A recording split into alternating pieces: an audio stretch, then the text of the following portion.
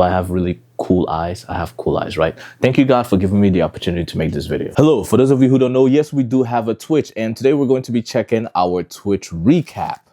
All right, so in 2025, this year, we came together like never before to stream and hang and co-create. Let's recap, shall we? All right, so let's see what metrics we broke today. Okay, so this year we streamed for 551 hours, 223 streams in 157 days for 585 hours. Okay, so you guys watched me for 585 hours. Okay, our most streamed categories were Marvel Rivals, Just Chatting, we did some Roblox, some Fortnite, and I was in the top 10% of streamers of Pokemon Legends ZA. Okay. All right. Okay, peak was 17 viewers. Guys, please go watch the Twitch streams or any of my streams, even on the YouTube, guys. Okay, can we go watch the streams, please? And let's see. Okay, so we got chats. Okay, these are the most used stickers. I don't like that those are the stickers you guys are using. What does that say? Like, come on, guys, use better stickers. And these are the biggest fans. So shout out to each and every one of you guys. I really appreciate you guys. We got Clipper, Ty, Chibi, Swifto, that's Sarah. We got Vix. We got Dicko Jimbo. I don't know who that is. We got Spaceman, and we got Bunny Cadence. All right. Okay, and we got rated by Chibi twice. We got 31 clips made of us. Oh, this is nice right here. We got a Streamer University clip. Okay. 21 new subscribers. All right, cool. All right. Hey guys, look, this is pretty cool. So shout out to everybody who's been watching us on the Twitch. And yeah, be sure to go check us out on the Twitch. Now let's get right into the actual video. Yo like my hoodie? I go all nom nom nom. Yeah, nom nom. I'm pushing 30.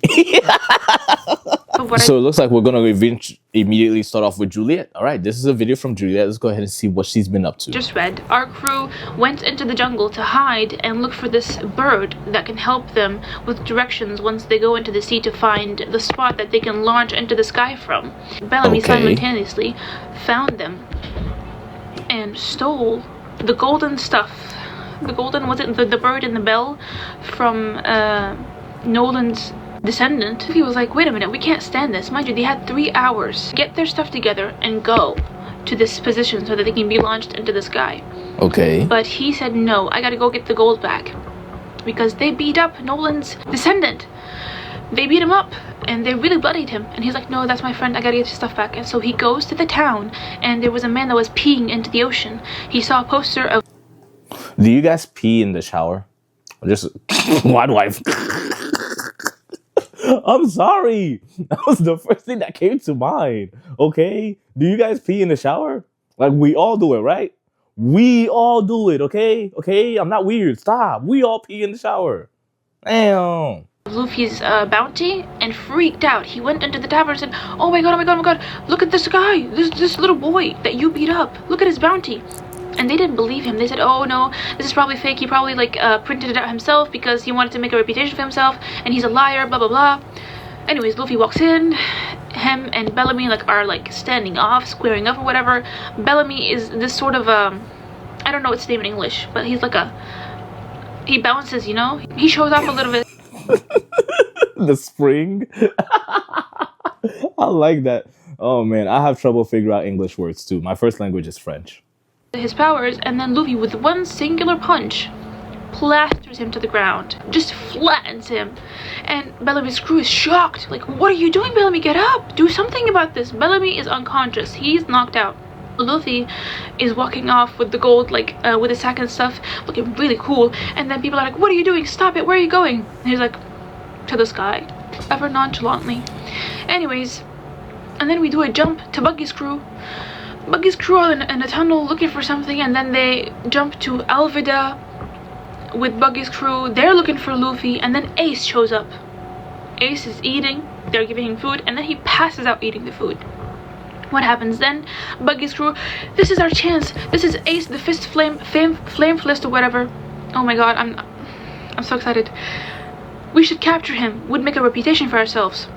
And Buggy freaks out. No, we cannot do that. That Whitebeard is his captain. Whitebeard, who fought Roger, Gold Roger, and still lived. Whitebeard, turns out, is the strongest pirate to ever live. Another big ass title. And then we make a jump, another Where? To the supreme leaders of the world government. Hello, these men. Disappointed in Crocodile because he failed his mission. Not only that, but also that he was toppled by Luffy, and so Luffy is on their radar now. And they called a meeting for the warlord of the sea, and only 2 showed up. One named Sir Don something, I can't pronounce that, Doflamingo, and Bartholomew Kuma. Marijoya. Is that how, am I saying it right? Let's continue. Yeah. This Kuma guy seems really chill. He's just reading his Bible. Yeah. Not doing anything. Yeah. The other one, however, Flamingo. Don Quixote That do one seems Flamingo. sus and scary. His bounty was 340 million before he became a warlord of the sea. Hawkeye just showed. Oh, he's curious about the pirate they'll be discussing, which I'm assuming is Luffy. Edward Newgate, the great pirate Whitebeard. What? I don't see a beard anywhere, mind you. And he's ginormous. Like a giant person. Whitebeard. He's holding a whole barrel with just his fist. He's on life support? What is that? Why is he hooked up to that? Whitebeard. Damn. Shanks! Shanks! I'm glad somebody else is a... I am so glad someone else is a Shanks fan like I am. Whenever I see Shanks, I'm like, ah! I mean, you know, as a grown man, I'm like, oh, it's Shanks, you know. What's up, my nigga?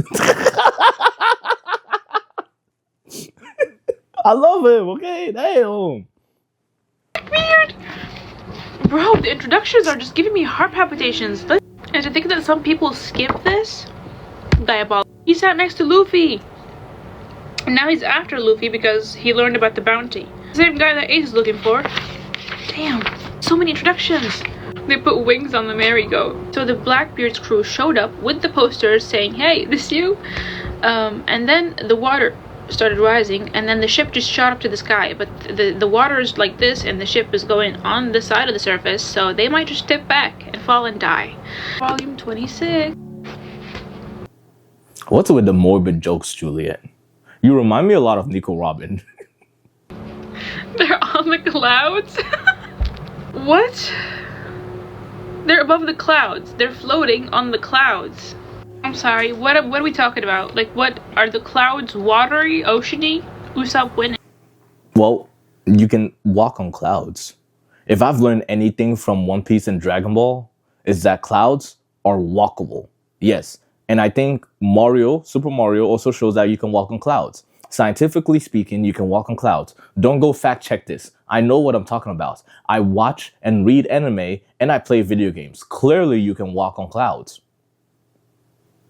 100% certain you can walk on clouds. I'm not going to test it. But you can walk on clouds. Don't try this at home. And dove in, and then they saved him back up. And then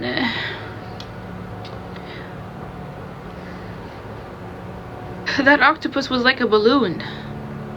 But it was moving around. It had to be a living thing. What are we talking about right now? This must be a skyfish. What are we talking about? What do you mean? Bottomless sky ocean. You never met a skyfish before? From the It's like a fish, but like it's in the sky. Juliette, I'm starting to think you don't go outside.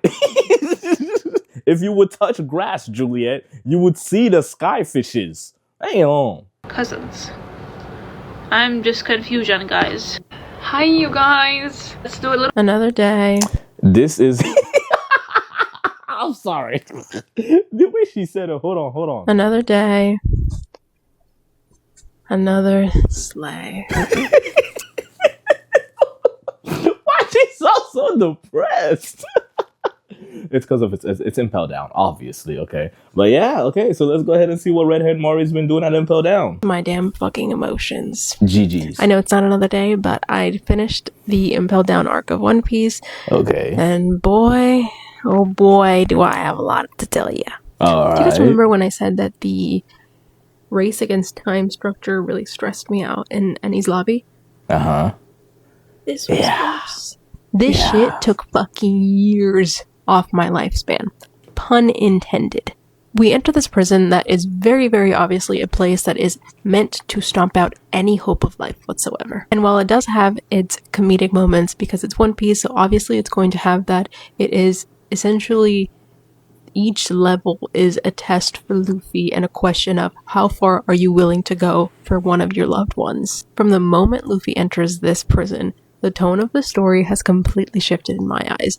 While there have been a lot of really, really dark moments and things have been very, very urgent, to me, this really feels like the darkest, most urgent, most stressful story that we have gotten.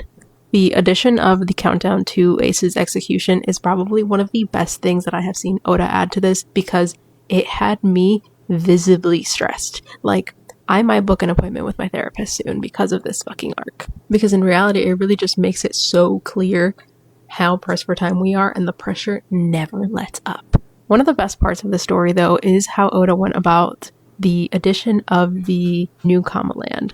Considering that this was written in, again, early to mid 2000s, I think, right, the way that he went about representation in this one was actually very, very tactful and respectful, in my opinion. They weren't the butt of a joke, they weren't an afterthought, they were actually very, very crucial to the storyline, and I hope that these are characters that we will continue to see, because I absolutely loved Ivankov and all of the people from New Kama. Just Sanji would not agree with you. Sanji would not agree with you. Sanji.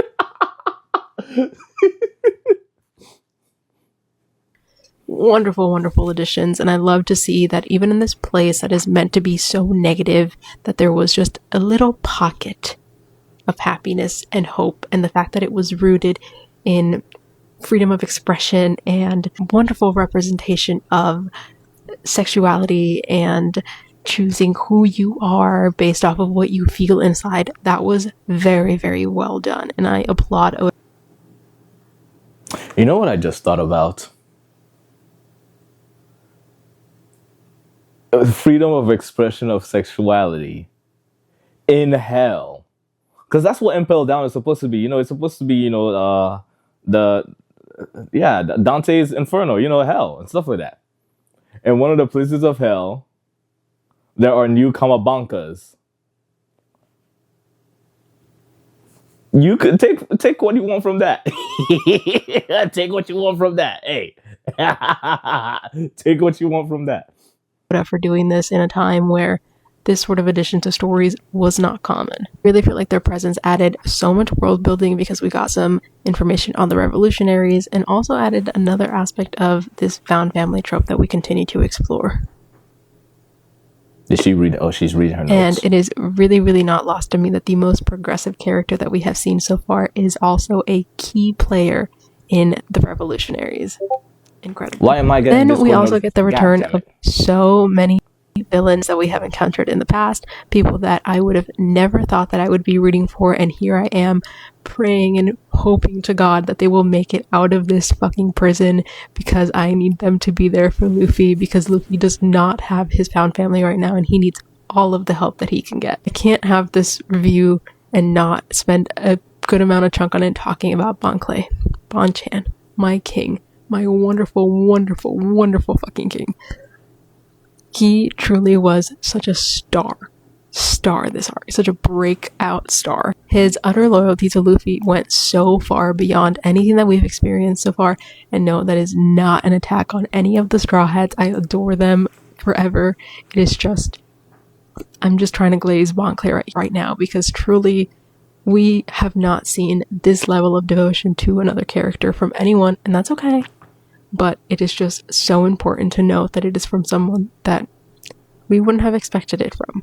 His actions fully impact the future of Luffy and the outcome of this arc. His sacrifice is one that I will never forget. I was a puddle of tears when him and Luffy were on the snail phone together, and I love Bon-chan. Truly such a wonderful character. That's so cute. Even though Impel Down is this stressful, just utterly consuming arc, it does have its comedic moments, and I think the addition of Mr. 3 and Buggy was really, really well done, and it added some very much needed moments of relief and comedic sense. It was a good way to balance out how stressful this arc was. But at the same time, it also was progressing the plot, because what we see from this arc is that the addition of every single villain that we meet is crucial to the escape. When we finally reach the lower level where Ace is supposed to be held and we see that we missed him by fucking seconds, things start to feel like unnaturally overwhelming. Like I really was just, I was being Usopp, I was so pessimistic. I was like, fuck, we just fucking wasted all of this time. Damn. And it was for nothing. And we meet Jinbei, whose appearance was so incredible, and finding out that he was a warlord who really wanted to take no part in this war really shows his honor and how amazing of a character he is, and I really hope that he continues to play a big part in seeing his loyalty to Ace and how willing he was to help Luffy was incredible, because again, like I mentioned, Luffy needs all the help he can get right now because this is a big feat that he is trying to accomplish. I don't know, is it dumb to say that I kind of wish he joins Luffy? He doesn't really seem like someone who has aspirations to be king of the pirates, and he's not a warlord anymore, so maybe? Is that wishful thinking? Nah. I don't know, he just seems really great. Who, Jinbei? I don't see it. That's weird. Jinbei, a straw? That would be weird. Nah. And I would He's love a fishman. Do we have any non-human Straw Hats? If you count Chopper, I guess. But he ate the human fruit, so it counts, okay? Nah, that's weird. Is that racist? Is that racist to say that no non-human should join the Straw Hat? Nah, that's still weird. for him to join us. And we get Crocodile's return, which kind of complicates things, but kind of doesn't. It's a, again, much needed addition to our current little crew. While his motives for helping Luffy may not be good, they're a good show of how fluid alliances are in One Piece, and it all comes together when they finally escape Impel Down, because we see that everyone's contributions are absolutely needed right now. And I will say it again, I fucking hate Blackbeard. I despise him. Nothing about him is good. I don't think I will ever like him. And I think I have added someone to my list of characters that I absolutely fucking hate, and that is, what was his name? Shiryu, the warden that was also Shiryu down of the in Impel Rain. Down, because he was basically a fucking sadist who just wanted to beat people up and kill them for no reason. Absolutely despise him. Shiryu of the Despise him. Those are my final thoughts on Impel Down. I really, really enjoyed it, even though it kind of feels like the Water 7 to Enies Lobby in regards to it's not a completed arc. Like, we still have things to accomplish. So I feel like I'm okay. just at that halfway point. It's like intermission right now. Essentially, this whole thing really stressed me out, and I am fearing for my mental health as I head into finishing Marineford. So I will see you soon. No promises on soon. when I will upload my review of Marineford, because I am stressed and anxious. You got this. You got this. You'll be fine. I just went to Miniso and This is Lisa. I found the cutest little Luffy doll. I thought I would buy him so I can use him as my little mic stand when I'm doing my One Piece videos. Okay. And I also found a blind box. It's a fridge Ooh, magnet. are you gonna open You can it? see there's Luffy, Usopp, Zoro. And then Nami, Sanji, and Robin. I've actually not met Robin yet, so she's the only one I don't really want. Please be Usopp. Okay. Who is it? Of Who is course. Robin. This is the one I... The one you didn't want. Ah. Okay, that's funny. Oh man. didn't want because I haven't met Robin yet, but she's pretty, so that's cool. I hope she's good in the show. I don't know. She's all right, I guess. It's Robin. I mean, like, she's all right, I guess. You don't get to see her much. There's no screen time at all for Robin. She's okay, I guess. Is she good? Let me know. You can take her off. That's cool. Okay. I'm trying I to just take went her to off. Miniso and Pause. I'm sorry. I am so sorry. I am so sorry. I'm so sorry. In your 20s, someone is going to tell you to watch One Piece, and it's very important that you listen to them. Trust me, it's going to be the greatest journey of your life. We all love Miss Alessandra. Okay, so we're gonna have a book. Okay, I'm noticing one simple trend. Most of these videos have Juliette, Becky, and Mari. Red-haired Mari, Juliette, Becky. There's usually like rotating those three. And then Cheddar, and then Cherry Cheddar. It's usually those four. Yeah. Honestly, I want to do like a. I got to do an interview with Becky soon. And then Kels too. Oh, we got to do an interview with Kels soon. That'll be fun. Okay, so Arlong Park wasn't the turner of the tides for me. Okay, so this right here is. Did we see this already? I could have sworn we've seen this already. Did we not watch this already for Morgan? Just in case, we're gonna go ahead and watch it. But I am continuing my One Piece journey, and let me tell you why. Last we spoke, I wrapped up Volume 3, and I was enjoying it, but I didn't really understand the hype. I'm happy to report that I get it now. I do. And when it comes to Arlong Park, I understand why so many people say that this is where they started getting hooked. But also for me, I went into this one thinking that I was going to have a really emotional experience. And while it was emotional, we get Nami's backstory. She's a really complex character whose motivations didn't make sense up until this point. What really stuck with me and made me hopeful about the future of One Piece are the politics. We got some crumbs of politics, but if you know me, that is one of my favorite parts of books besides the character development. And I understand that One Piece gets very political. But back to the emotions, getting to this point, I've noticed that my favorite part of books are usually power systems, because I like to know the physics of the world, right? The power systems. And I like the religious part of it, you know, like either the political religious things or the socio-religious things, you know? So I really like those two things in a world. So those are things like I really look forward to whenever I'm like reading stuff. But yeah, I would say those. Yeah, so power systems, religious aspects, and politics / social. But yeah, mostly power systems, because I want to know the physics of the world, you know, and the hierarchy. Oda really utilizes those flashback sequences to give us more insight into the characters. And it's because we learn about these characters in bits and pieces that getting that flashback feels like such a reward. Now, a minor spoiler, because it's related to the flashbacks. Why are you trying to spoil it for us? Morgan, stop. Why, Morgan? But what actually made me cry wasn't a flashback itself, and it didn't happen in Arlong Park. It was in Baratier. When Zoro is losing to Hawkeyes, and he realizes that he's got a long way to go before he becomes the greatest swordsman. And then he remembers the promise that he made to his friend. And he remembers this mid-fight. And then Hawkeye says to him, why don't you give up? Like, you know you're gonna lose. Why are you still trying so hard? That one hurt. A few other scenes that hit different were the ending of the Syrup Village arc. Having that arc end with Usopp the liar continuing to be a liar by not telling the villagers about what happened because it would keep their peace of mind. That was just a really impactful realization. Also in Baratier, when Sanji says, my job is to feed people, not to judge, that's a line that hit hard. And then the end of Arlong with Jen and the pinwheel, I did start to tear up a little bit. But what has really made this experience so much better is switching to the colored version. I felt like I understood things better and I could really take my time with each arc, looking at each panel and understand what's going on. This was also such a game changer when it came to the fight scenes, which I still am not the biggest fan of. I would skip those if I could. But I also recognize that if I skipped them, I'd be missing a lot of really important moments, like what happened with Hawkeyes and Zoro. So I'm going to continue reading. I'll start updating after every arc, maybe every other arc, but I'm really looking forward to what's to come. And from what I understand, Water 7... so you did this on like what, 2-3 weeks ago? Let me see if she's done any updates since then. She says she's asking a question here. I'm doing this thing and No, that's not One Piece. This is December. 5 Fingers. What is this? I got baited. I'm sorry. I saw a pretty lady and I clicked on it. Okay, I'm sorry. It's not One Piece related. I just saw a pretty lady and I clicked on it. Okay. Focus. Is this One Piece? This is not One Piece. Walked around while all these people don't know I'm giggling and kicking my feet listening to a book about 2 rival hockey players effing and love and falling. Huh? What? In public? You're reading the naughty stuff in public?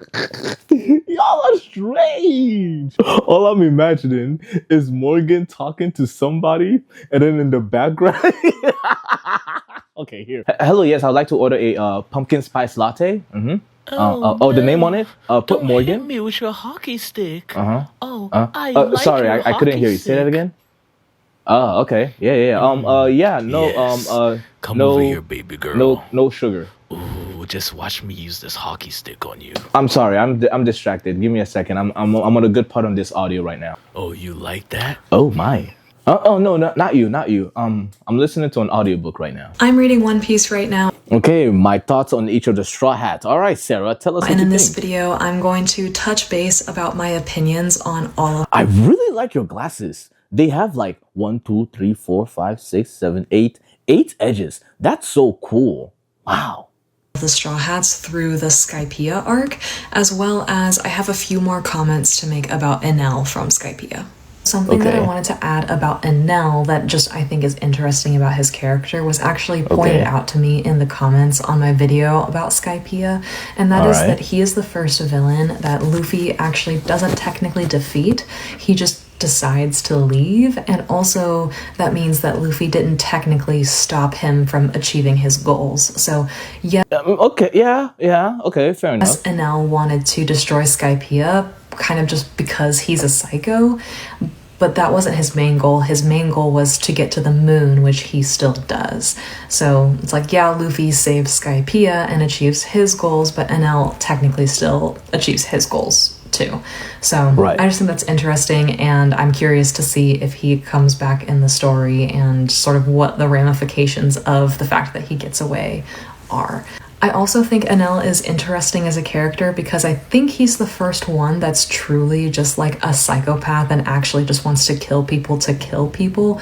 All the other villains have had goals that kind of make sense, but Enel's he just seems insane. So again, I'm even more interested to see how he comes back in the story later, if he does. This leads me into something I wanted to mention about Luffy that I really enjoy, which again, someone pointed this out to me in the comments, so I might not have thought about it unless someone told me this, but Luffy thinks that not achieving your goals is worse than dying, and that's why when he's fighting people, he's not trying to kill them, he's trying to stop them from achieving whatever goal it is that they want, that Luffy disagrees with.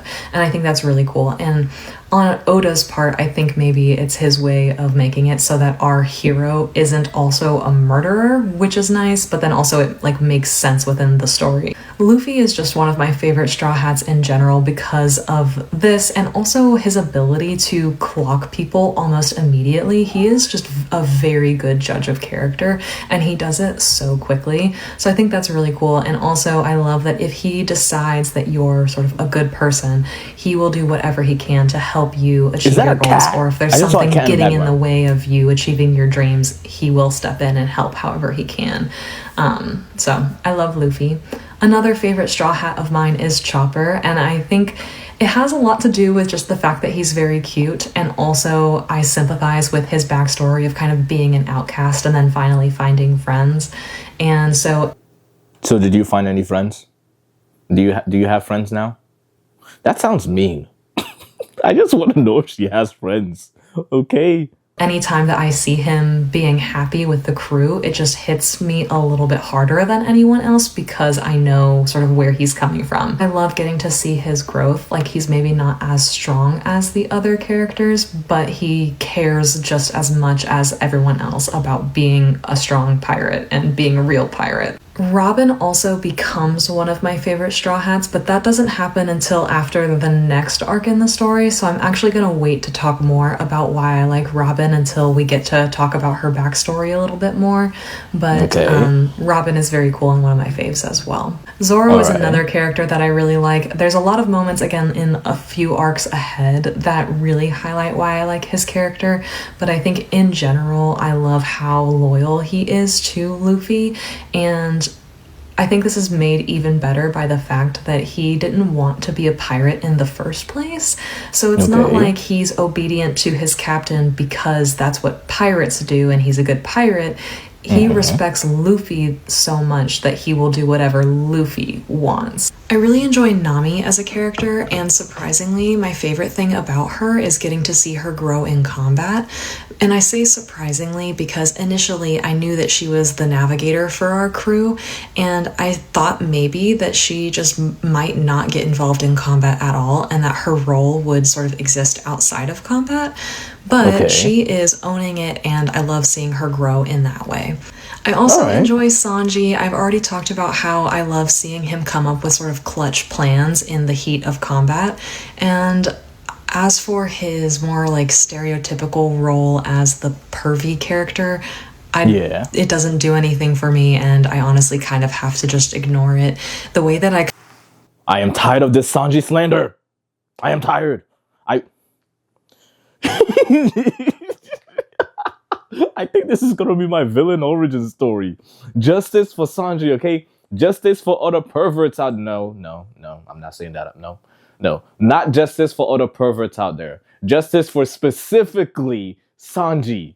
kind of digest it is that I tell myself that he's just really down bad for Nami, and he's like a ride or die for her, and that I can like respect a little bit more. But I've had a very up and down relationship with Usopp, and summarizing how I feel about him after the Skypiea arc is that while I initially enjoyed the setup for his character as sort of the maybe insecure one who needed to find his voice and find his strength, I don't like the way that his insecurities manifest in his behavior.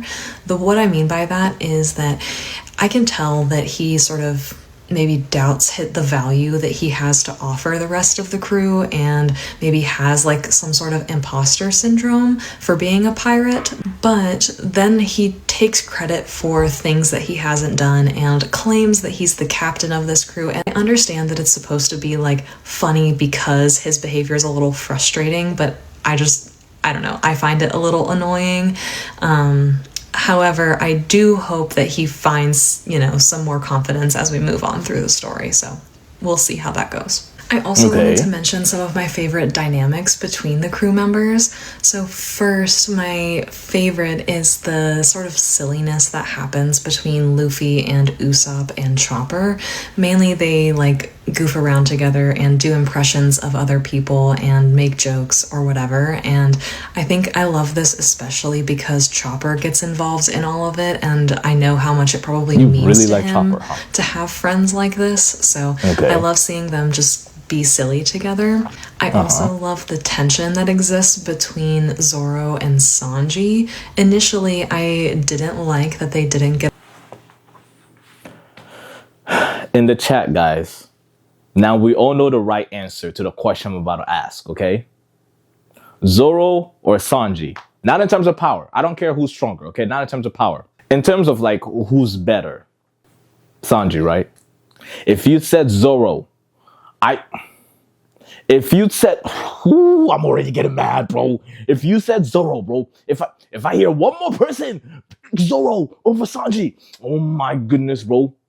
As a matter of fact, I am making an enemy out of all of you people. I hope when you walk outside, your shoes are untied. I hope when you drive to the store, you have no parking space. I hope when you cook food, like some of it is burnt at the bottom and it's very hard to wash. Yeah.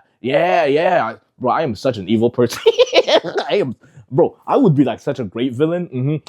I'll start giving out minor inconveniences. When you raise your armpits, people see your sweat stain. Wait, when you raise your armpit, what the fuck? When you raise your hands.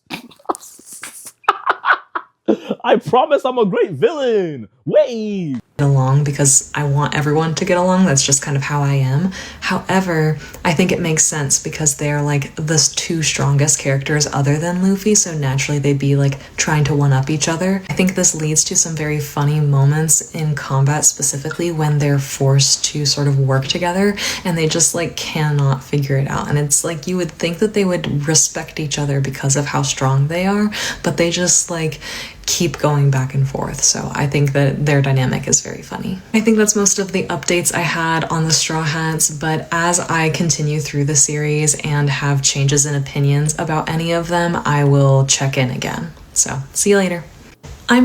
Okay. Hey, One Piece crew. I have finished the Syrup Village arc, chapters 20. Guys, this is Jen Reeds. I just recently met Jen, but I recently spoke to Jen. She's pretty cool. I gotta set up an interview with her, but Jen is pretty cool. Anyways, let's get into this. 2 through 41. Let's dive in. I'm really loving this theme we keep seeing regarding community, strength, and connection. Ordinary people choosing to protect one another. and Luffy totally embodies this ideal. His strength isn't about domination, it's about belonging and safeguarding those who need it. Luffy's moral compass. That sounded like a political speech. Jen, Jen, are you running for president? Would I vote for Jen if she was running for president? Having a political leader who reads One Piece does sound like a good idea. Okay, for now you have my vote, Jen. For now you have my vote. Doesn't care about strength or reputation. He respects people who have heart. What a great introduction of Usopp into this arc, and what amazing character growth we saw from him throughout the entire arc. From the boy who cried wolf to a person who is defending people even when nobody believes him. It shows that he has so much incredible courage. Even though the crew isn't officially a crew yet, we're really seeing them act as a unit in this arc. Okay. Aww. They're all playing different roles here. Usopp defending the village, Nami standing up emotionally, and Zoro in a physical... What kind of role is that? I am going to stand here emotionally. I know that's not what she did, but the way you explained it. All right, guys. You go and fight. I will stand here emotionally. manner when he's fighting side by side without hesitation. I think this is a really great example of how Luffy is starting to influence people around him, and he's attracting people who instinctively do the right thing. Luffy is out here assembling a crew of good-hearted pirates. Each member brings unique strengths and flaws, because they all have flaws. They're not perfect, but they all share... I'm perfect, though. Guys, I have not a single flaw. I am perfect. I'm perfect in every way, bro. You cannot even name one flaw. Stop. Don't even try it. Don't stop. Damn. I'm perfect, okay? A commitment to protecting one another and for what's right. We see so many parallels in this arc to the very beginning of this entire series. Shanks shows Luffy what it means to protect with dignity. He doesn't pick fights over insults and pride, but the second somebody threatens a vulnerable person, he steps in without hesitation, which is exactly what Luffy did with Usopp. Luffy doesn't need credit or revenge, he just acts out of the kindness and goodness of his heart. This philosophy, I think, is going to become Luffy's blueprint to being a good pirate and a good person. Also, listen, I clocked on this super duper quick with Nami regarding the treasure, because this is a bit of a departure from Luffy and Zoro. My girl is still concerned about the treasure. She is not following Luffy blindly. I'm just observing this. I think I need to put this in my back pocket because I think this is going to come into play in the later arcs. Visuals in this arc, I think, are also becoming really important, and I want to talk about Kuro's shoes. I didn't connect it immediately, but later on through the volumes, I started noticing his shoes. I went back and I noticed that you don't really see his shoes until he starts talking about his deception of Miss Kaya. I think this speaks to the subtle visuals Oda uses to help with his storytelling. I also want to call out this panel with Usopp's dad in the bar. This is such a shift from everything that we've seen, and it makes me really sad for Usopp. His dad left a giant void, and our poor guy has been trying to fill that void. His dad left with a dream, and now Usopp is living with a dream. So we see that connection, but it's still really sad to see. I really enjoyed the levity of this arc. The what? The levity? I've never heard that word before. That's not a real... Jen, you're just throwing words now, aren't you? Levity. Levity means a lack of seriousness or appropriate gravity. I knew that. Shut up, okay? The hypnotist being some weird conglomeration of Michael Jackson, the cats fighting with all of the cat puns, and the 3 tiny pirate with those super silly names. It was so funny. I spent a lot of time laughing through this arc. Also, the North joke. Oh my god. That's all I got for you. You have the richest laugh. You guys ever you guys ever like see the movies with those fancy restaurants and then you have people in the background jolly good. That's Jen. So since you're rich, Jen, like now that we're like friends and stuff, right? Like I've always wanted like a millionaire like best friend. Jen, you are my millionaire best friend, okay? Secretly, you're a millionaire, and now that I know, you're going to financially support me temporarily, okay? Because I have been a faithful friend to you, right? Right, Jen? I can tell you're a millionaire from your laugh, okay? Only rich people laugh like that, okay? The rest of us, not so fortunate people have a different laugh. But that is the end of this video, guys. I hope you guys enjoyed this video. Make sure to leave a like, comment, subscribe, share this video with your family and friends. And I'll see you guys later. Peace out. Stay classy. Thank you, God, for giving me the opportunity to make this video.